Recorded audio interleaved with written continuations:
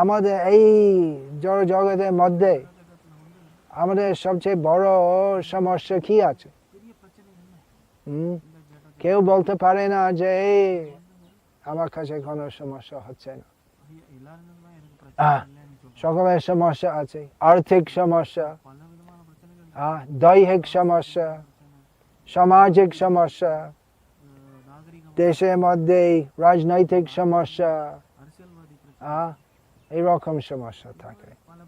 এবং ভগবদ গীতায় ভগবান শ্রীকৃষ্ণ আমাদের বলেছেন যে আমরা সকলে কমপক্ষে 4 খুবই বড় সমস্যা থেকে পীড়িত থাকে। জন্ম, মৃত্যু, জরা, ব্যাধি, এই সকল হচ্ছে সমস্যা।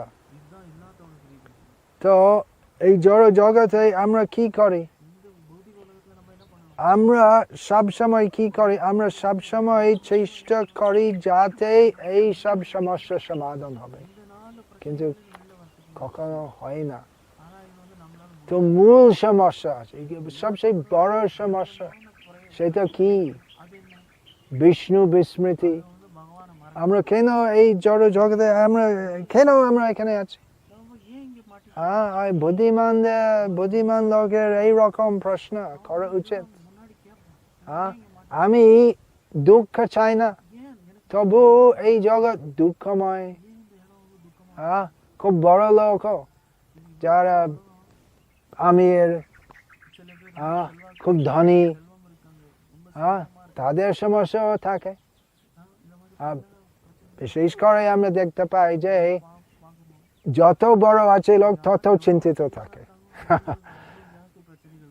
বিচিত্র আছে না এই জগৎ? আমরা মনে করি যে আমি যদি বেশি টাকা লাভ করতে পারতাম তো আমার সব সমস্যা থাকতো না, কিন্তু প্রকৃতপক্ষে ব্যাপার তো বিপরীত হয়ে থাকে। যত টাকা তত চিন্তা।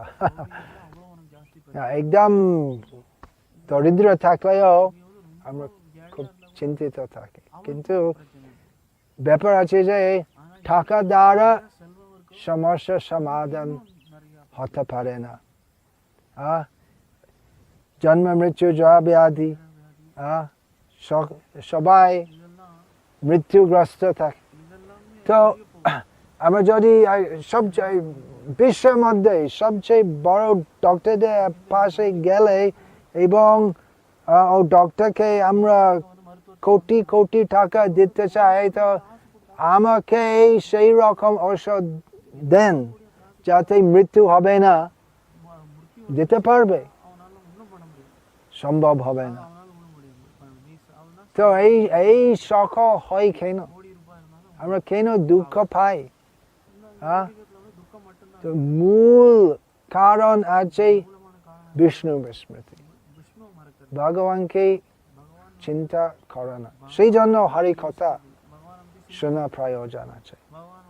তো কমপক্ষে এই সময় যার মধ্যে আমরা হরি কথা শুনি, তো সেই সময় আমাদের চিন্তা স্রোত হরির পাদ পদ্মে দেখে চলে যাবে।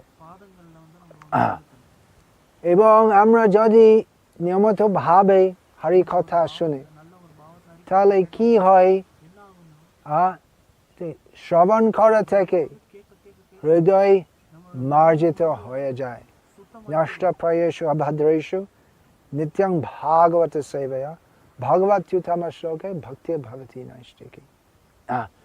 বারবার হরি কথা শ্রবণ করা থেকে ওই সকল কাম, ক্রোধ, লোভ ইত্যাদি তো পরিষ্কার হয়ে যায়। এবং আমাদের ভক্তি ও কৃষ্ণের প্রতি ভক্তি, যা আমাদের মূল স্বভাব আছে, সেটা হৃদয়ের মধ্যে নিষ্ঠ ভাবে স্থাপিত হয়। নিত্য সিদ্ধ কৃষ্ণ প্রেম সাধ কবু নয়, শ্রবণ আদি শুদ্ধ চিত্তে করে উদয়।